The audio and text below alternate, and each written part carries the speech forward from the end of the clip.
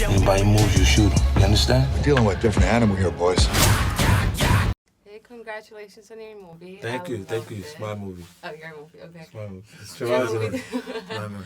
How was it working on it with each other and with the director? Can you tell me a little bit about it? It's exciting working with him, because I'm a big fan of his work. Like, there's certain things, not all of it, but he plays really aggressive characters. I really could get with Gerard's choices. Like I really get into it. You know what I mean? So, when I realized he was gonna play the big dick character, I was like, this is gonna be really fucking good. Like, I didn't know that I had read the script 6 years ago. I didn't know Gerard had it at that point, but I just knew that it was one of the best scripts that had came in at that time period. And then later, when it comes around full circle, and then Gerard's producing the film with Tucker Tooley and Mark Kent, and everybody's in the mix, because I've worked with these guys on other projects. It made it like almost where the stars lined up for me on this one. And our director is one of the manliest men that you could ever have. He's been doing jiu-jitsu. Yeah, come punch you. Like in the middle, he's like, yo, yeah, man, that was good. He's like, yo, what the... So he filled this with men. So you're just surrounded by the machoist dudes, and all UFC fighters or ex-military, and then also some of the toughest actors around as well. And it really leads to this incredible kind of testosterone and power that you have on set. It allows you to go in that direction, but then surprise people with emotion and vulnerability, as you can actually delve into the other side of those characters. Right, there's a lot of ups and downs, and you could see that, feel it from the audience in the movies.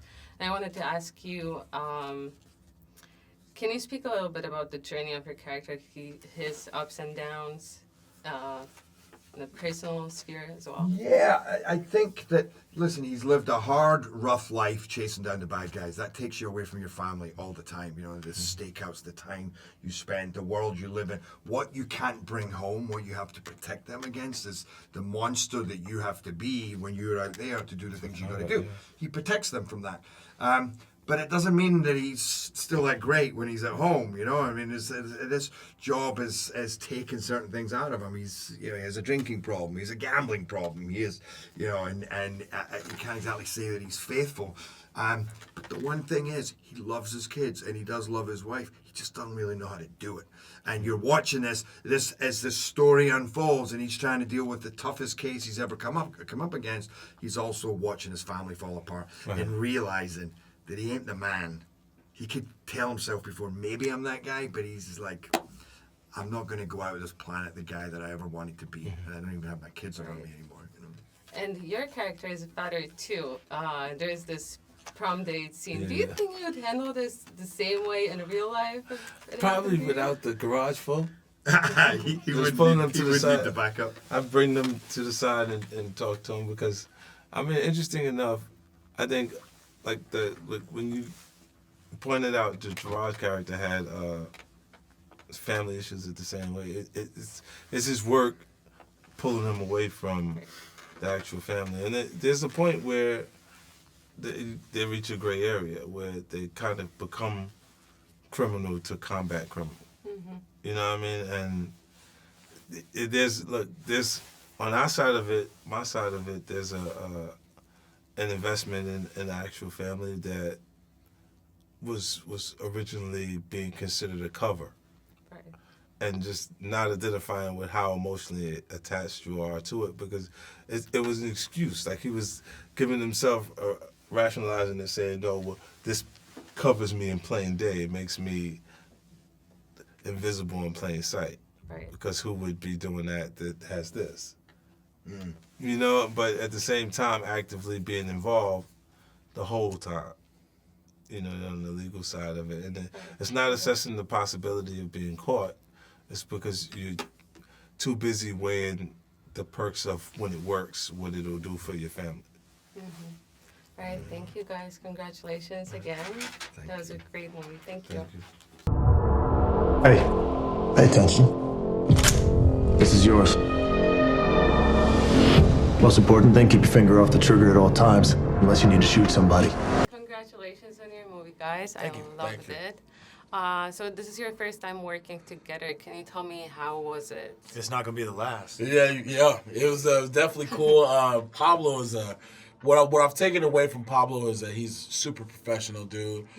Definitely of all the star-studded cast we got, he's definitely the most professional that I've dealt with. Way more than that 50 cents. Yeah.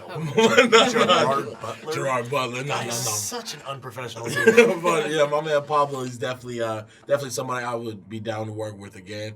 And hopefully we get big old guns with it too. I love working with Shay. I told him a few times on a few occasions that I think he has an incredibly bright future. This guy's got a lot of talent, and I know he's going to carry it to amazing places. Okay, great. And a question for you. This is your first major role since Straight Outta Compton. How was it diving into like such a complicated and multi-layered character? It was fun. I love the cinema. I love all parts of it. So, if I could challenge myself within it, the best thing to do is to take it because you have no choice but to do well or you're ruined. So, after Straight Outta Compton, I did a dark comedy, Ingrid Goes West, and that was an indie. And so I really have been just trying to show my range that I can do different things besides the biopic about my dad. And Donnie presented that. He presented that challenge for me, and it's definitely my most physical role that I've ever had to do. And, if I can make people uncomfortable with me getting beat up, I feel like I'm doing a good job. Yeah, there was quite a twist at the end, too. Oh, there might be, maybe or not, but hopefully Donnie makes it. Hopefully.